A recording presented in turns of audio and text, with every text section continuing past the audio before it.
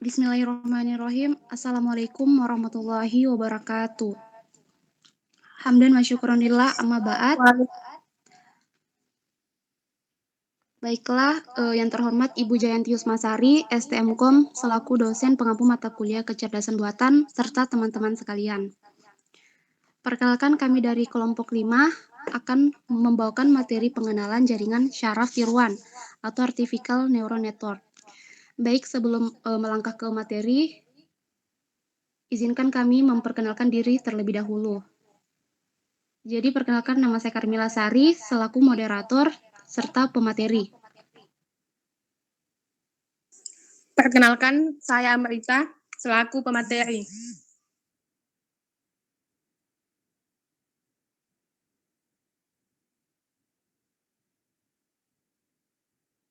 Perkenalkan, saya Titania Aulia selaku pemateri 2.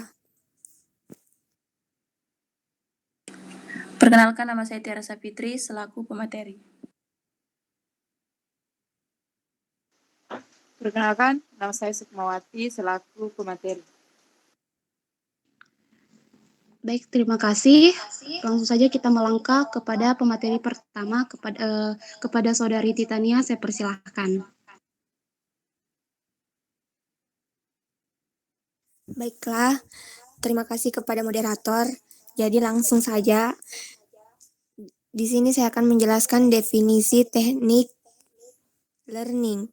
Jadi, learning adalah disiplin ilmu yang mencakup perancangan dan pengembangan algoritma yang memungkinkan komputer untuk mengembangkan perilaku yang didasarkan pada empiris seperti dari sensor, data pada basis data.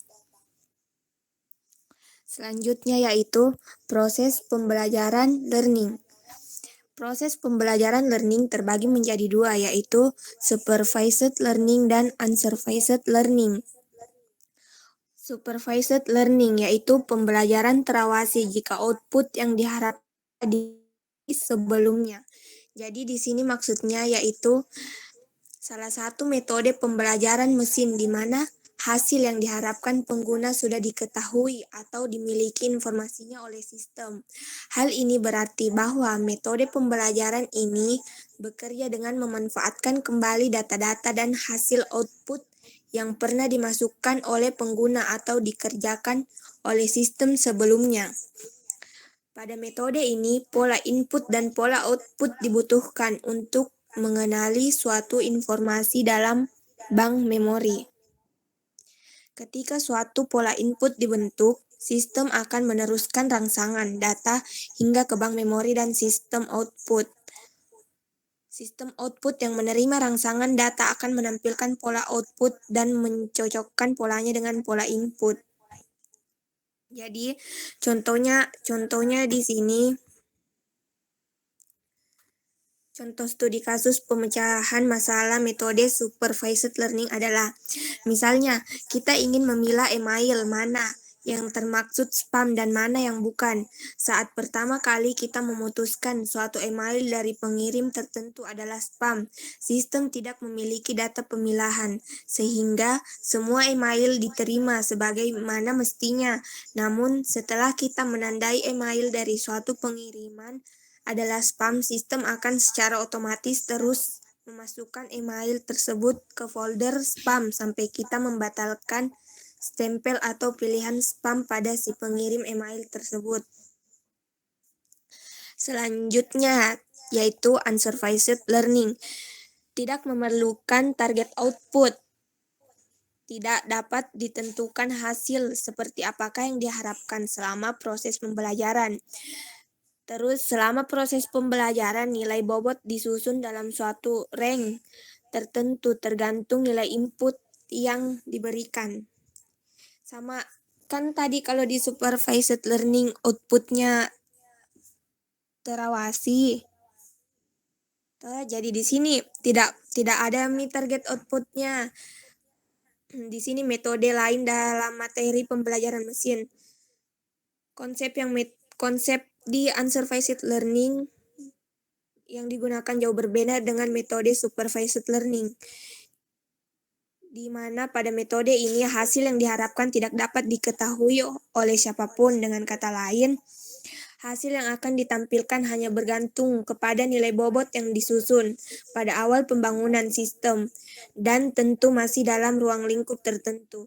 Tujuan utama dari metode pembelajaran ini adalah agar penggunaannya dapat mengelompokkan objek-objek yang dinilai sejenis dalam ruang atau area tertentu. Metode pembelajaran ini sangat cocok digunakan untuk mencari atau mengklasifikasikan suatu pola dari banyak objek sejenis yang tidak sepenuhnya sama. Jadi contoh studi kasusnya pemecahan masalahnya ini unsupervised learning. Misalnya, suatu pusat perbelanjaan ingin melakukan bongkar muat terhadap suatu truk berisi sepatu campur. Agar dapat dijual, sepatu tersebut perlu dikelompokkan brand dan ukurannya. Dalam hal ini, pihak pusat perbelanjaan tidak perlu memasukkan datanya terlebih dahulu karena data yang ada di lapangan saat itulah yang langsung diproses untuk mengelompokkan sepatu tersebut sesuai brand dan ukurannya. Baiklah, selanjutnya metode learning, yaitu cause action to achieve a certain goal. Artinya yaitu memilih tindakan untuk mencapai tujuan tertentu. Selanjutnya, but is it exactly the same goal as for problem solving? Tetapi tidak persis sama dengan tujuan untuk memecahkan masalah. Selanjutnya, some difficulties with problem solving. Beberapa kesulitan dalam pemecahan masalah. The success function is a black box.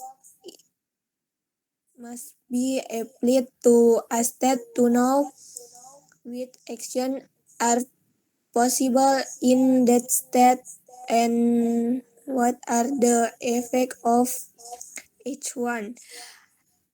Fungsi penerusnya adalah kotak hitam. Itu harus diterapkan ke negara bagian yang mengetahui tindakan apa yang mungkin dilakukan di negara bagian itu dan apa efek dari masing-masing.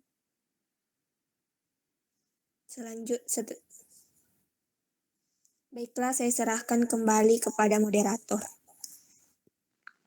Baik, terima kasih kepada Saudari Tania. Selanjutnya, saya serahkan kepada pemateri berikutnya, kepada Saudari Tiara Safitri, saya persilahkan.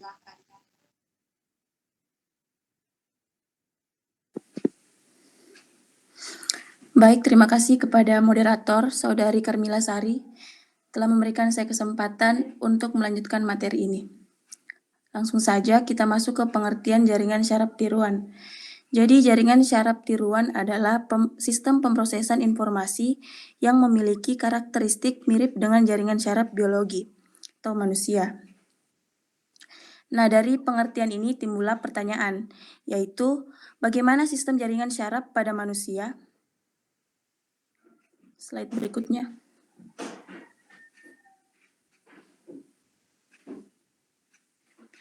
Jadi sistem jaringan syaraf pada manusia yaitu otak yang berisi berjuta-juta sel syaraf yang bertugas untuk memproses informasi. Kemudian terdiri dari sel syaraf neuron dan penghubung yang disebut sinapsis.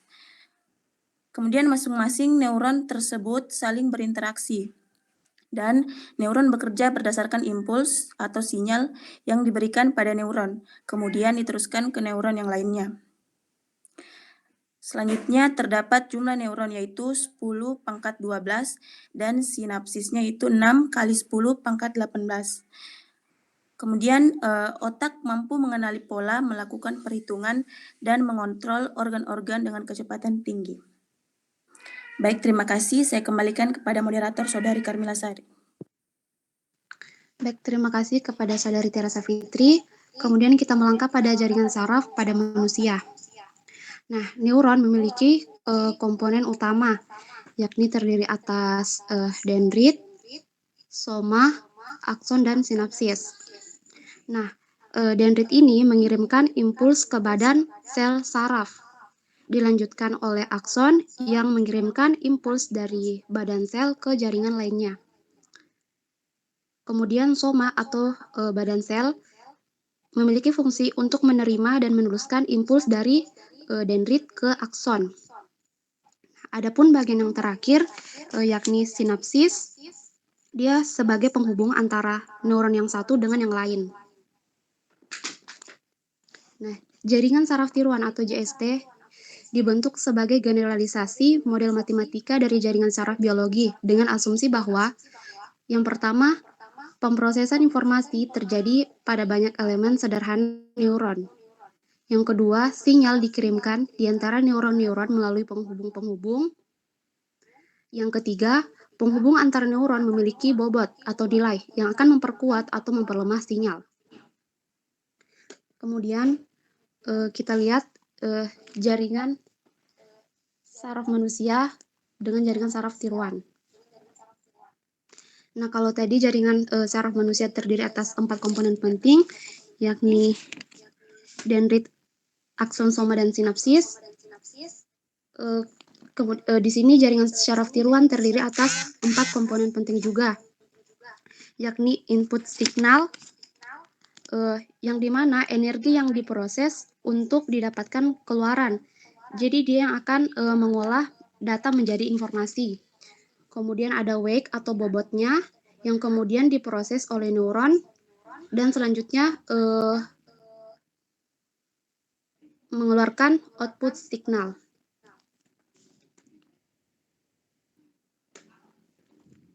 Baik, sekian dari saya. Selanjutnya saya serahkan kepada pemateri kepada Sukmawati. Saya persilahkan.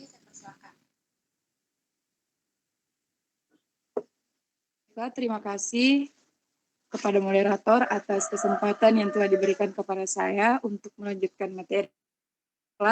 Pada jaringan syaraf tiruan, untuk menentukan output, setiap neuron menggunakan fungsi aktivasi atau biasanya bukan fungsi linear yang dikenakan pada jumlahan input yang diterima.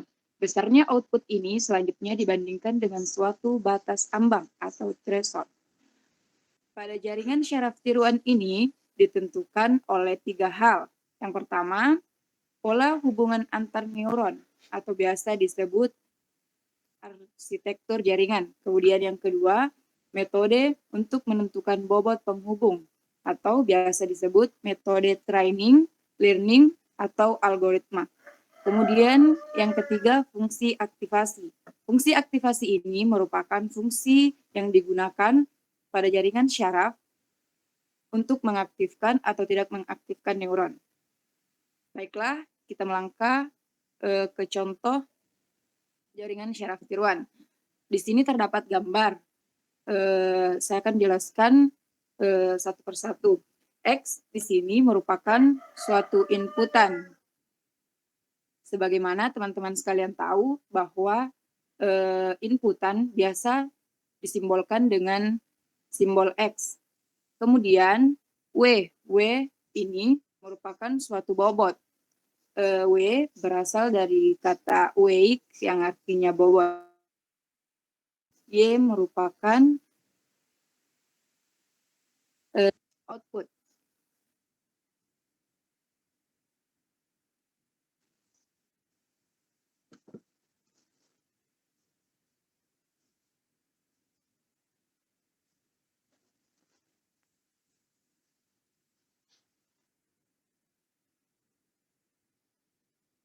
Suara tanda ada. Baiklah, di sini pada gambar ini besarnya sinyal yang diterima oleh Y mengikuti fungsi aktivasi Y sama dengan F network. Kemudian, jika nilai fungsi aktivasi cukup kuat, maka sinyal akan diteruskan oleh fungsi aktivasi atau keluaran modern pakai sebagai dasar untuk bobot. Mungkin cukup sekian kepada moderator. Baik, terima kasih kepada Saudari Sukmawati. Selanjutnya kita mengarah kepada sejarah jaringan syaraf tiruan yang akan dibawakan oleh Saudari Amrita. Kepada Saudari Amrita, saya persilahkan. Baiklah, Terima kasih kepada moderator. Selanjutnya kita akan melangkah ke sejarah jaringan syaraf tiruan. Tahun 1940, para ilmuwan menemukan bahwa psikologi dari otak sama dengan pemrosesan yang dilakukan oleh peralatan komputer. Di sini, ilmuwan menemukan bahwa psikologi dari otak sama dengan mode pemrosesannya. Jadi di sini, baru mode pemrosesannya yang bukan.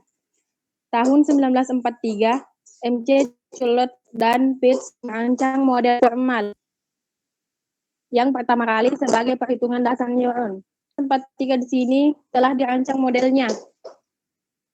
Tahun 1949, Hebb menyatakan bahwa dapat disimpan dalam koneksi-koneksi dan mengusulkan adanya skema pembelajaran untuk memperbaiki koneksi-koneksi antar neuron tersebut. Di sini